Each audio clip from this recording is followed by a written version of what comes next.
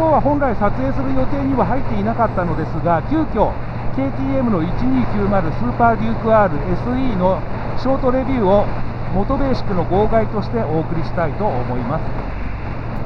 実はこの車両、他の撮影で使うために KTM ジャパンさんから広報車を借りていたものなのですが、この車両があまりに良かったので何も撮影せずにただ返却してしまうのはもったいないなという気持ちになって、急遽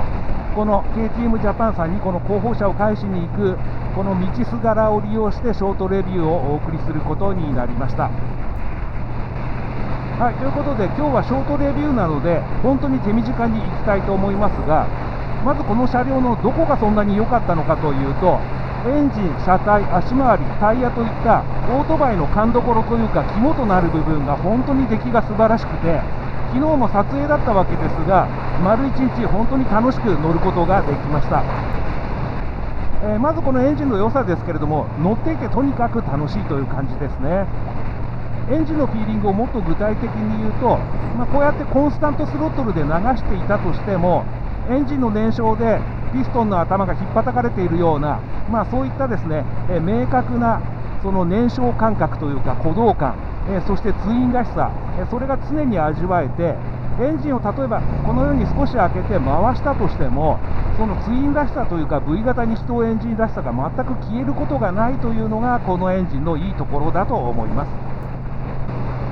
はい、そして KTM というと黒森鋼のパイプというかフレーム部材を一つ一つ溶接して組み上げたトレビスフレームが特徴となっているわけですが、この KTM のフレーム、昨日もワインディングで散々走っていたのですが、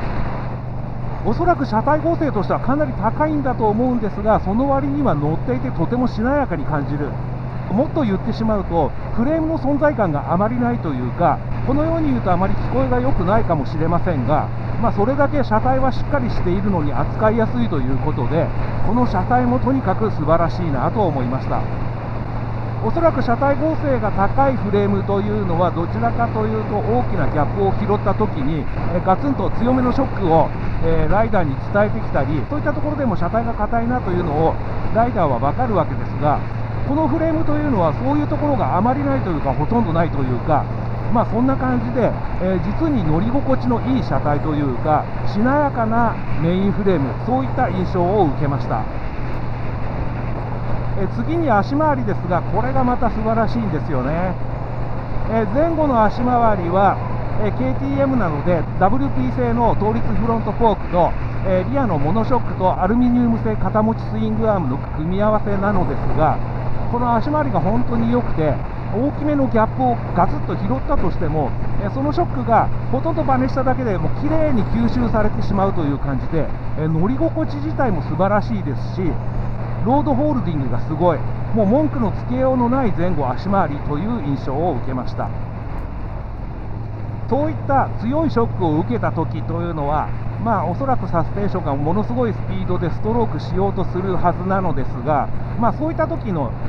前後サスペンションの初期の作動がとてもスムーズでしなやかという印象ですね。はい、そして次に良いのが前後のタイヤですね。今日私が乗っている固体のタイヤはメッツラーのロードテック01ということで、これは発表されたばかりの新しいタイヤということなのですが、実にグリップ感もいいですし乗り心地も良い。そしておそらくですね、このタイヤの面構えからするとウエット時のグリップもかなり優れているのではないかと思います。いずれにしてもこのタイヤも本当にいい仕事をしているというか、素晴らしいタイヤだと思います。はい、そして先ほど上げ忘れましたが、前後のブレーキもいいですね。このブレーキのですね、ビジュアルを見ていただくと、もう見ているだけで効きそうだなという感じのブレーキが前後ともに装備されているわけですが、実際によく効きますし、そして自分の思い描いた通りにコントロールできるというのがこの前後ブレーキの良いところだと思います。具体的に言うとフロントブレーキはこの手のバイクにしては珍しくカツンと効くタイプではなく、握った分だけ制動力が発生するというタイプではあるんですが、その制動力が発揮された時には本当に恐ろしいほど効くという感じで、フロントブレーキは特に素晴らしいなと思います。またリアブレーキに関しても同様で、私もですね久しぶりですけれども、このリアブレーキちょっと踏んだだけでは本当に効かないリアブレーキになっています。この手のスポーティーなバイクに乗り慣れている方にとっては釈迦に説法だと思いますが、こういったスポーティーなバイクの場合、主な制動力というのはもうフロントタイヤとフロントブレーキだけで得るもので、リアブレーキの役目はというと駆動力を調整したり車体の安定性を稼いだり、そういった使い方が主なので、あえて、リアブレーキは弱めに設定することが多いわけですが、まさにそんな感じになっていて、ただその浅く踏んでる時でもそのコントロール性がすごいいいんですよね。それこそリアブレーキのディスクを自分の手の人差し指と親指でつまんでいるかのような、それぐらい繊細なコントロールができるリアブレーキとなっていて、このリアブレーキもですね、とてもいいなと思います。通常ですね、私はリアブレーキある程度の制動力があった方がいいというコメントをよくしていますが、この車両に関してはリアブレーキの設定はもうこれでベストだと思います。そしてまた最後になりますが、今日私が試乗している個体は SE という、1290スーパーデューク R の上級グレードということで、採用されているパーツのデザインがとてもかっこいいんですよね。このフロントのステアリング周りだけを見ても、このアルミ製の削り出しのパーツがたくさんついていて、これを眺めているだけでも、うっとりしてしまうというような、そんな仕上がりになっています。はい、ということで、今日はですね、本来作る予定はなかったんですけれども、この KTM1290 スーパーデューク RSE があまりに素晴らしかったので、号外としてショートレビューをお届けしました。この KTM1290 スーパーデューク RSE ですが、価格は 8% 消費税込みで213万2000円ということで、